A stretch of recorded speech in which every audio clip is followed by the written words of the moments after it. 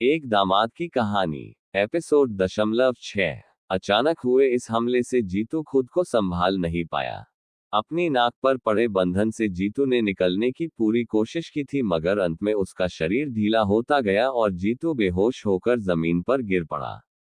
जाहिर था कि जीतू को रुमाल में लगे क्लोरोफॉर्म की मदद से बेहोश किया गया था, और फिर जैसे ही वो बेहोश हुआ उसके सामने दो चेहरे आकर खड़े हो गए। उनका नाम अमन और नेहा था। दोनों के चेहरे पर एक विजयी मुस्कान थी। तभी नेहा ने अमन को कहा, शुभम राय से कह दो कि वो अपना काम शुरू करे। इसके बाद क्या हुआ कुछ पता नहीं चला। अगली सुबह जब जीतू की आंख खुली तो उसने खुद को अपने कमरे में पाया। उसे अभी भी चक्कर आ रहे थे। रात के बारे में याद आते ही जीतू चौंक पड़ा। मैं यहाँ कैसे आया? क्या हुआ है मेरे साथ? पीहू के पापा हॉस्पिटल में हैं और ऐसे में पीहू को पता चला कि मैं यहाँ हूँ तो उसे कितना बुरा लगेगा, लेकिन मेरे साथ क्या हुआ इस बारे में मुझे पता लगाना होगा। इतना कहकर जीतू ने अपना मोबाइल बाहर निकाला और नेहा को फोन लगा दिया।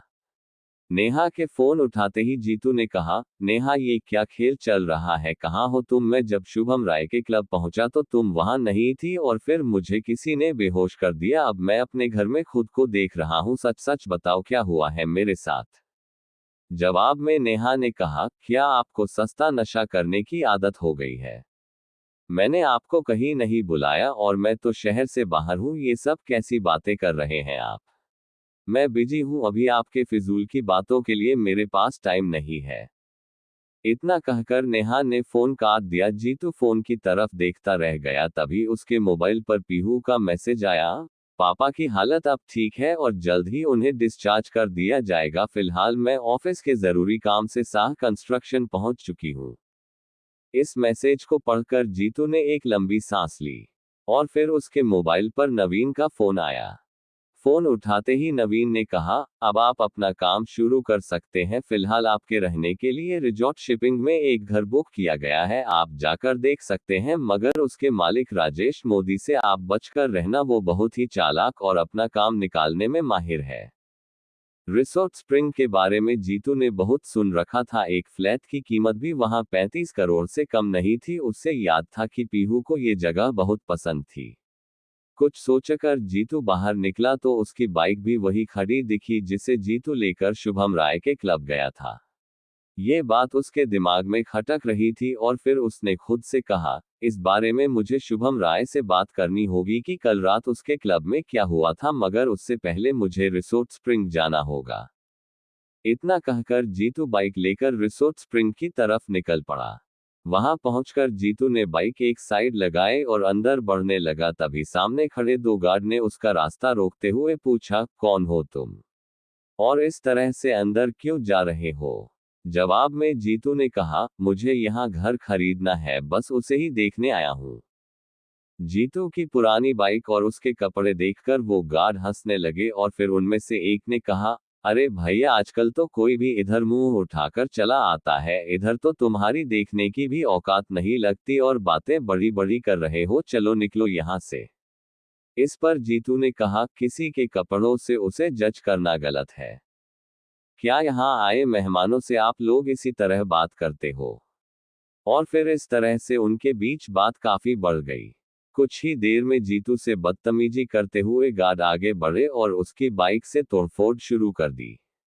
तभी जीतू आगे बढ़ा और उस गार्ड का हाथ पकड़ लिया। जीतू उस पर थप्पड़ मारने ही वाला था कि तभी पीछे से एक आवाज आई, सर सर प्लीज इन्हें माफ कर दीजिए, इनकी तरफ से मैं आपसे माफी मांगता हूँ।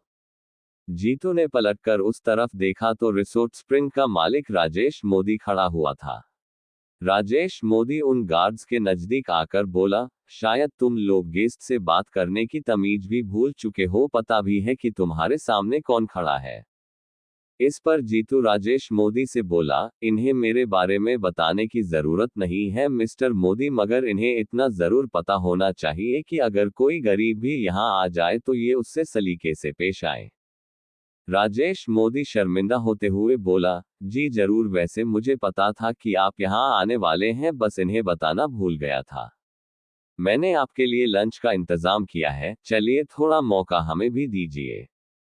इतना कहकर राजेश मोदी जीतू को अंदर ले गया। एक बड़े से टेबल पर नौकरों ने लंच सर्व किया। राजेश मोदी ने बड़ा इंतजाम कर रखा था, शायद ये सोचकर कि मिस्टर जीतू कपूर से उसे अच्छा फायदा हो सकता है।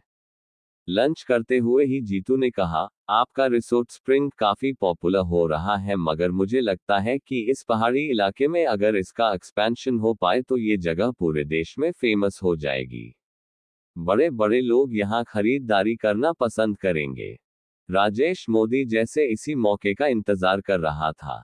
उसने झट से कहा, आप सही कह रहे हैं मिस्टर जीतू कपूर, मगर इसके लिए ढेर सारे पैसों की जरूरत होगी जो फिलहाल मेरे पास नहीं है। जवाब में जीतू लंच करते हुए बोला, आप चाहें तो मैं आपके प्रोजेक्ट में इन्वेस्ट कर सकता हूं। इस पर राजेश मोदी खुशी से बोला, ये तो मेरे लिए बड़े नसीब की बात होगी, मुझे आपका फैसला मंजूर है। और फिर इस तरह से यहाँ एक डील फाइनल हो गई। राजेश मोदी बहुत ही खुश था। वो जीतू को छोड़ने खुद बाहर तक आया और बोला, उम्मीद है हम जल्द ही फिर मिलेंगे। मेरे गार्ड्स ने आपकी बाइक भी खराब कर दी, मुझे इसकी भरपाई करने का मौका दीजिए प्लीज, आप इनकार मत करना। राजेश मोदी हाथ जोड़ते हुए बोला। तभी मोदी ने अपने किसी आदमी को इशारा किया और उसने राजेश मोदी की स्पोर्ट्स कार वहां लाकर खड़ी कर दी। गार्ड्स जीतू को देखकर हैरान थे। उन्हें यकीन नहीं हो रहा था कि उनका मालिक किसी के सामने हाथ जोड़ सकता है। फिर जीतू उस गाड़ी में बैठा और ड्राइव करते हुए निकल गया। बाहर विराट और नेहा अपनी कार में बैठे हुए थे। विराट राजेश मोदी के ही कंपनी में मैनेजर था, इसीलिए किसी काम से राजेश से मिलने आया था। जब नेहा ने जीतू को इतने महंगे गाड़ी में देखा तो उसकी आंखें फैल गई। वो बुरा सा मुंह बनाते हुए बोली, ओह, तो पीहू को इम्प्रेस करने के लिए और हमें नीचा दिखाने के लिए इसने गाड़ी रेंट पर लेनी शुरू कर दी। विराट ने मन ही मन कुछ सोचते हुए कहा, राजेश मोदी की गाड़ी रेंट पर लेने की किसी की भी औकात नहीं, जरूर राजेश मोदी के साथ इसका कोई रिलेशन होगा। इधर जीतू अब पीहू के ऑफिस के बाहर पहुंच चुका था। आज वो इस गाड़ी पर पीहू को ले जाना चाहता था। बाहर निकलते ही पीहू हैरानी से जीतू को देखकर बोली, ये सब क्या है, इतनी महंगी गाड़ी आपको रेंट पर लेने की क्या जरूरत थी। जवाब में जीतू मुस्कुराते हुए बोला, टेंशन मत लीजिए, इसे मेरे एक दोस्त ने ऑफर किया है, चलिए चलते हैं। इतना कहकर जीतू ने गाड़ी का दरवाजा खोल दिया और कुछ ही देर में वे दोनों घर की तरफ बढ़ रहे थे। उनके बीच अभी खामोशी ही थी जब अचानक ही जीतू के मोबाइल पर कोई मैसेज आया। जीतू ने एक हाथ से उठाकर देखा तो अमन का मैसेज था। और फिर उस मैसेज को खोलते ही जीतू के हाथ लहरा गए। क्या हुआ? पीहू ने चौंकते हुए पूछा। जीतू ने लड़खड़ाती हुई जुबान में कहा, का कुछ नहीं। पीहू ने घूरते हुए एक नजर जीतू की तरफ देखा तो उसे कुछ अजीब लगा।